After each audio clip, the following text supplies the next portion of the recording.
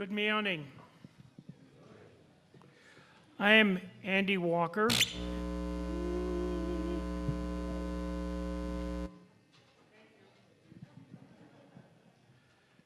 And I'm a member of the All Souls Board of Trustees.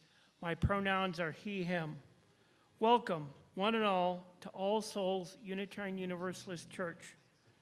This greeting includes everyone joining us on Zoom. Say hello, Zoom.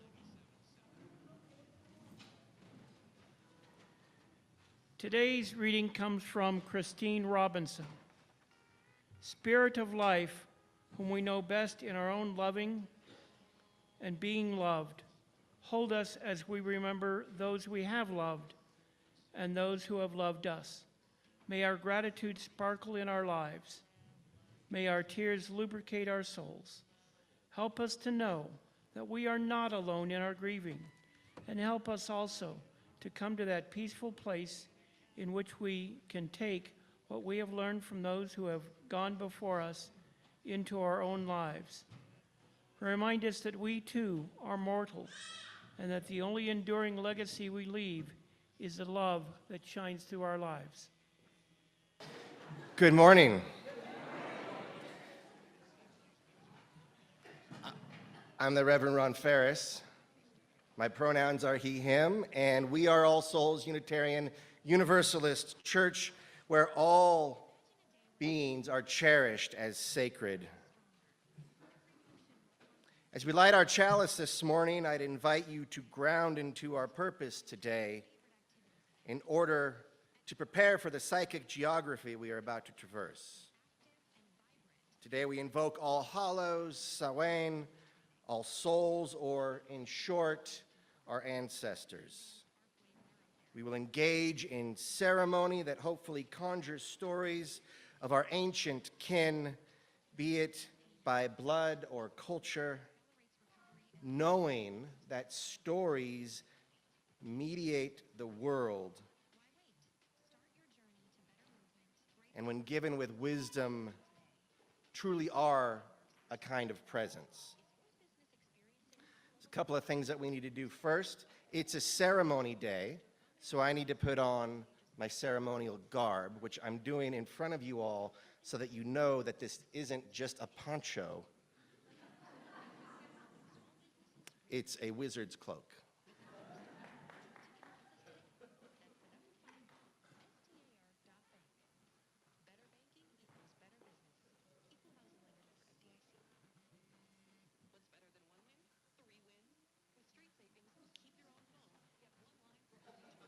No need to applause, by the way, for the successful shift into clerical garb. And just so you know, we do this because academic robes are not what we're about. They're very Presbyterian. And we are not Calvinists.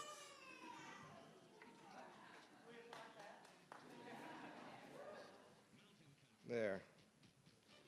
So, as we move deeper into our service, I'd ask you to join me as we craft a moment to come into full presence. Let's settle our hearts and minds and together root into a reflective state as we put words to our gratitude and intention. The first step there is to breathe. Take a breath with me, take a breath with each other.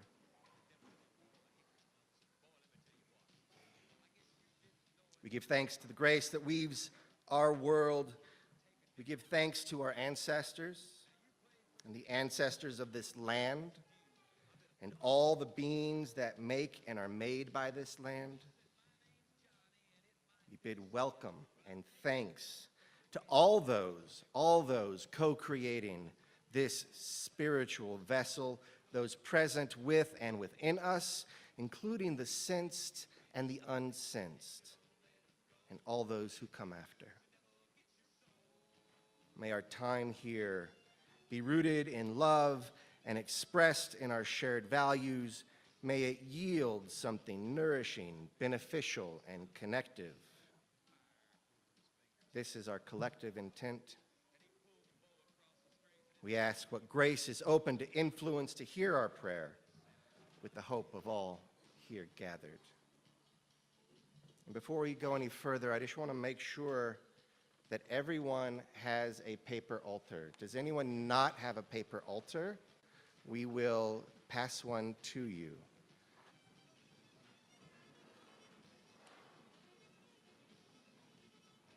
All right, last spring, the All Souls Unitarian Universalist Church Board approved a practice of splitting our offering plate every Sunday.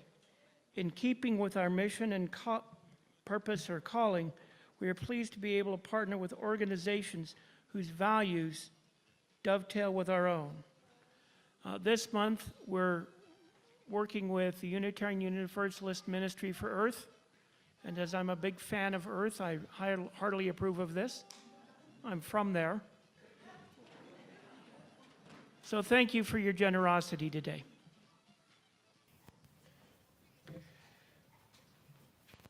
If as we court our ancestors into presence today, you find that it resonates a bit more powerfully than you anticipated, I just want to let you all know that we do have our lay pastoral ministry team here today, represented this week by Sonia Bergeron, who's right over here. If you need to talk after service, she will be happy to listen.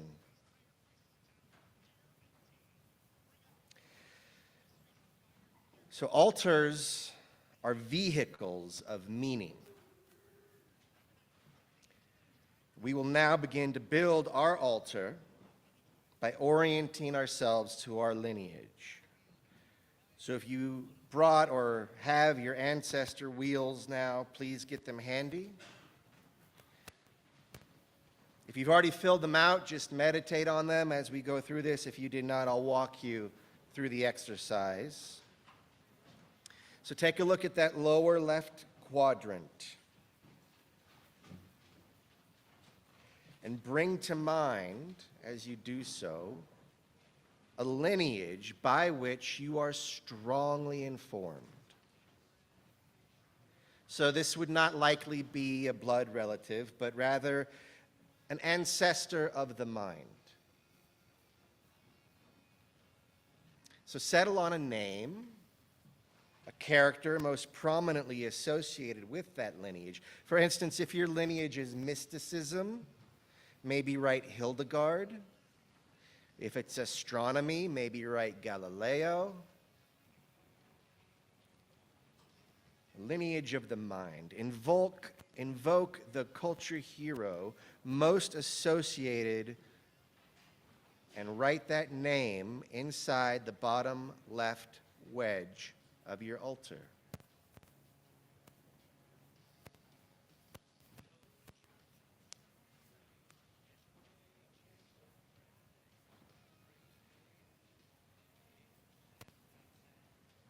And so we go deeper.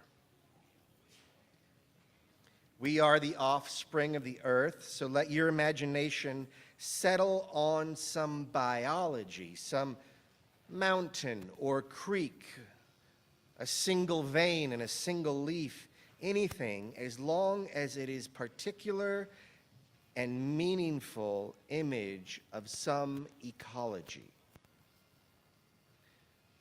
So this is now a spiritual ecology. So call to mind a bit of land or growth. And what you name that spiritual ecology, write that down in the bottom right wedge of your circle. So we've got our lineage ancestry, our ecological ancestry, and now we draw our ancestors close. To claim their familiarity, call to mind the name of someone you know that has passed. A beloved departed.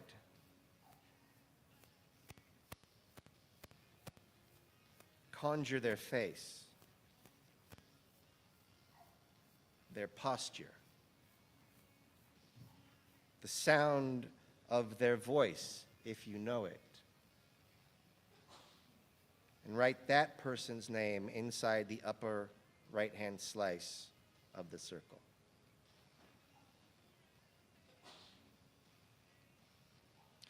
So the upper left wedge is for those yet to be, for those who will regard us as ancestors. We are their hope. Here, I invite you to write a promise to them. What would you promise 4 generations from now?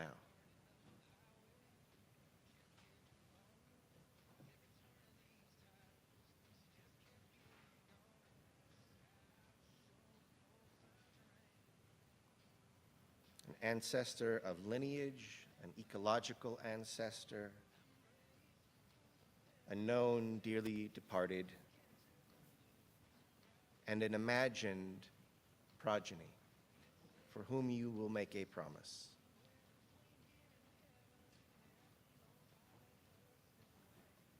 Later on in the service, we'll ask our ancestors for counsel, and after the service, you may wish to retrieve this ancestor wheel from the altar in order to write that counsel that you receive on this portable altar and keep it close throughout your days. But for now, we need to orient our altar to its purpose. So I need the costumed allies who earlier scared away the grouchy spirits to come up here. And as you come up here, what I need you to do is retrieve the ancestor paper wheel from those who are done with it. They'll raise it up in the air like that, and you could bring it and put it on this altar here. And please do so respectfully. You are handling the ancestors of these kind people.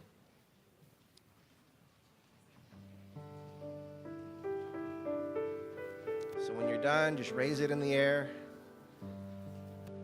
and our costumed allies will deposit your altars.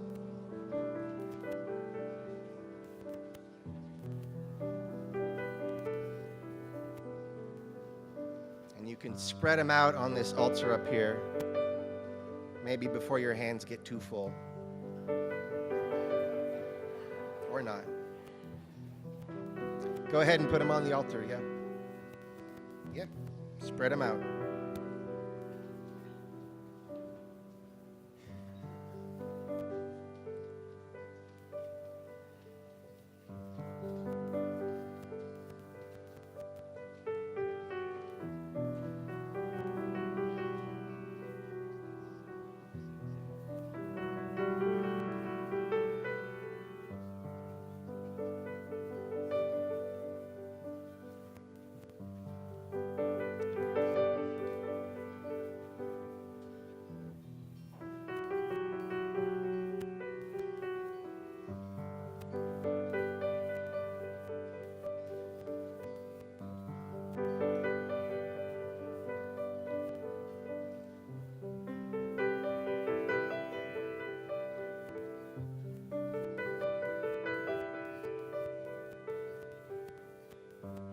Being so very careful. I love it.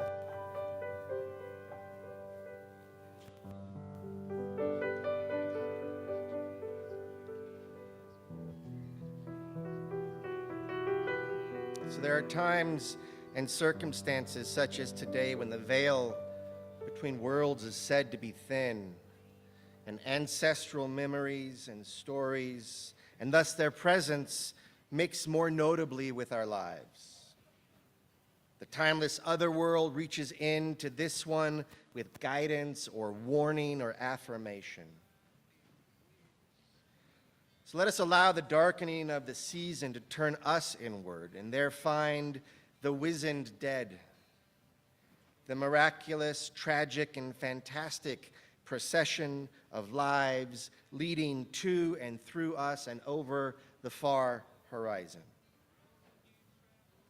Looking in and looking back, we may also become aware that we are ancestors too. As we seek wisdom from those who have made us, we may also hear the petition of those who we have made.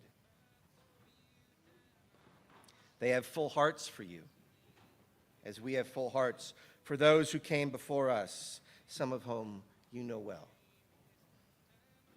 some of whom we loved with all our life. And we mourn their apparent absence. And if it's grief you feel, may your tears now come as a blessing, for grief is but an expression of love, and love is connection. In a moment, I'll invite all of you to bring your memento mori, if you brought it, up to the altar and rest it on this bed of ancestors. There'll be no need to line up. Just be considerate and contemplative as you maneuver around each other in your approach. You may wish to enlist a pewmate to deliver your memento, if that makes sense to you. Your memento, the memory piece that reminds you of the past one, is a beacon.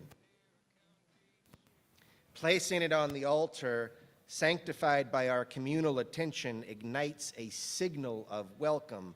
Placing it with other memories, doing the same, amplifies their potency, turns a candle into a bonfire. And it's also true that there's safety in numbers, safety enough to be open, to be vulnerable, for both you and your ancestors. See if you can imagine this brief journey to the altar as a transit between worlds. And when you return to your seat, you will be in the other world, or it in ours.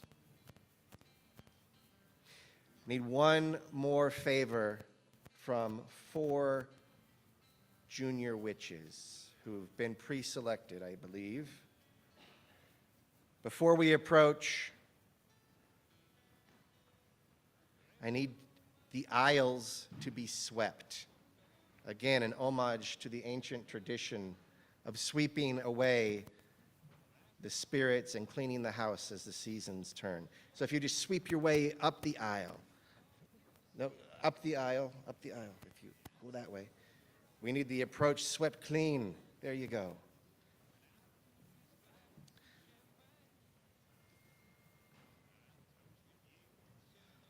And now it is time to observe the other world in ours. If you would, with our path cleansed, please bring your mementos and place them on the altar.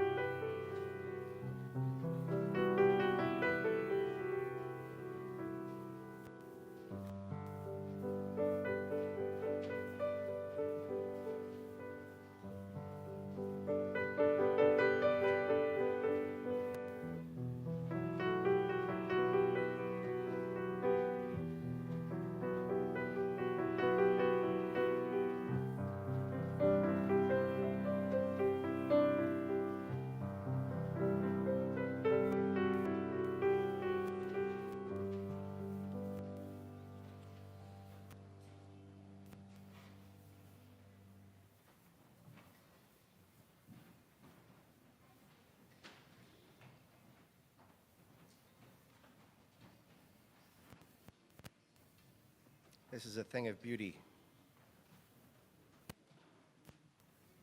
Though they are never not with us, we are now more attuned to their presence, how we are portals for our ancestors. And with that in mind, one more trick, one more magic.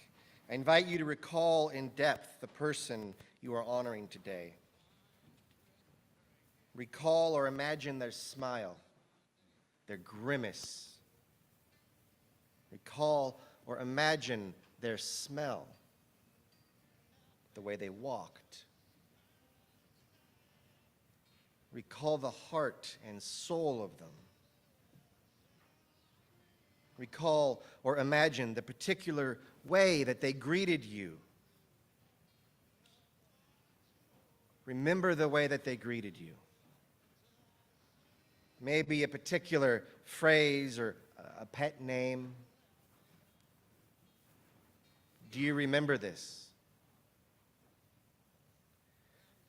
I invite you to let that greeting come through you, to let their hello or some other signature expression, that precious moment, live in you.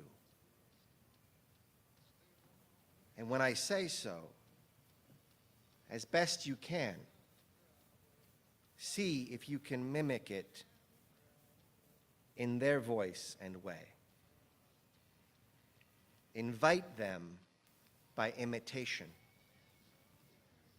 So, are you ready to channel them and hear them say hello? So mimic them and their greeting on 3, 2, 1. Okay. We'll do it again. 3, 2, 1. All right. And because 3 is a magic number, we're going to do it a third time.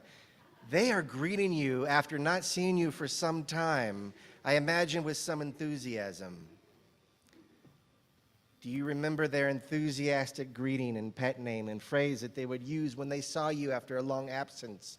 Channel that voice and say it in their voice. 3, 2, 1.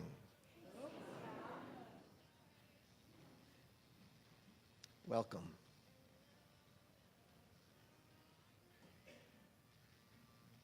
Now that we've embodied and welcomed our ancestors, I invite you to search your heart for a question you would like to ask them. If you wish, you can cup your hands before you and gently blow this question into your hands. Gently blow your need into your hands and bring it over your eyes. And in that darkness, I invite you to conjure the face of the one the question is for. If this is an ancestor beyond your recollection, imagine an imagined face appear. And as their face takes form, find there a warm smile that knows all the secrets of the other world and is free from any pain or fear that may in life have compelled different expressions. They are wise now.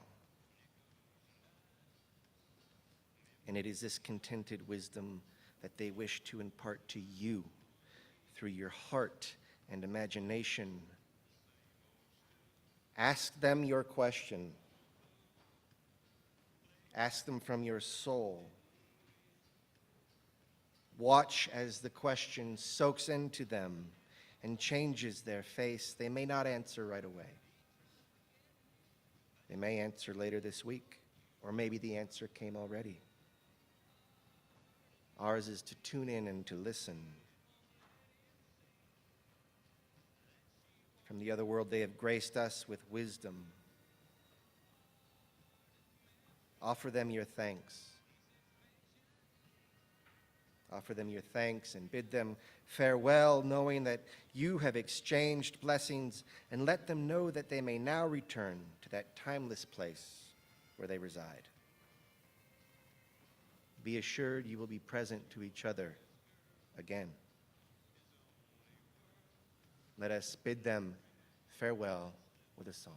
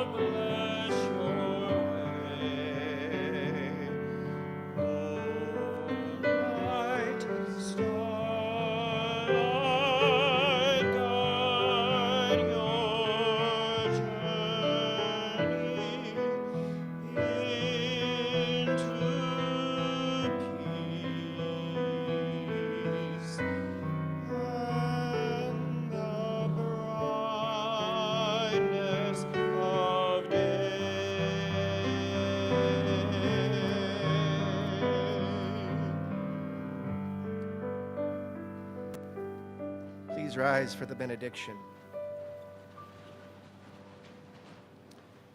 As we leave this sacred place that we have constructed together, that we have co-created, let us do so with gratitude for our costumed helpers and the future and the cycle that points us back to the past. Let us allow our ancestors to resonate in us and continue to give us their wisdom and guidance, and know that they are with us still.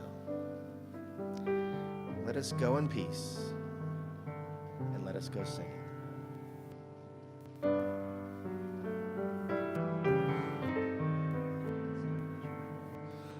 Go.